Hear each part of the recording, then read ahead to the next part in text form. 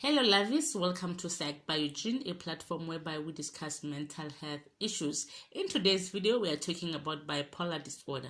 What exactly is bipolar disorder?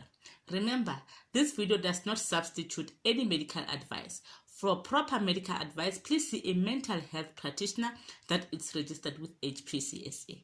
Now let's get into the video and discuss bipolar disorder. Bipolar disorder is a mental disorder that was before called manic depression. Bipolar disorder is a mental disorder that is characterized by extreme mood swings ranging from depressive lows to manic highs. These dramatic shifts of emotions, moods, and energy can affect an individual's daily behavior, moods, thoughts, focus span, and even daily social interactions. The manic part of bipolar are called highs, and the depressive part of bipolar are called lows.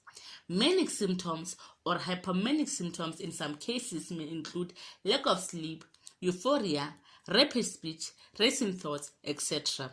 And depressive symptoms may include persistent sadness, excessive sleeping, etc.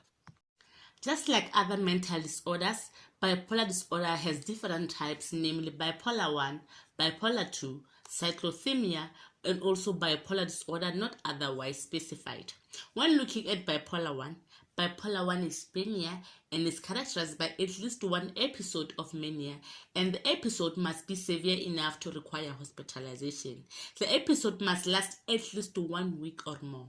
The manic episode may be followed by hypomania or major depressive episode, usually lasting for at least 2 weeks.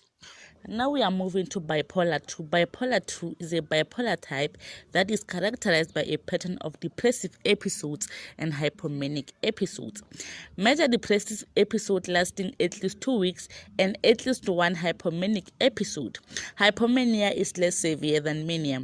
Individuals with bipolar 2 typically don't experience episodes that are intense enough to require hospitalization. All bipolar disorder types are characterized by mood episodes in which the highs are known as manic episodes and lows are known as depressive episodes. When distinguishing bipolar 1 from bipolar 2, the main difference is severity of mania. When looking at bipolar 1, an individual with bipolar 1 experiences mania, while an individual with bipolar 2 experiences hypomania, which is less severe than mania. In bipolar 1, an individual experiences episodes of depression, but even if the episodes of depression do not reach the threshold of major depression episodes, diagnosis of bipolar 1 will still be given.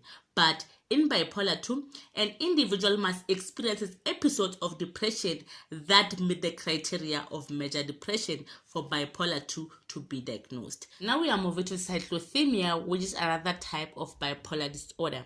It's a mild form of bipolar disorder that is characterized by episodes of hypomania that shift back and forth with mild depression for at least 2 years or more in adults and 1 year in children.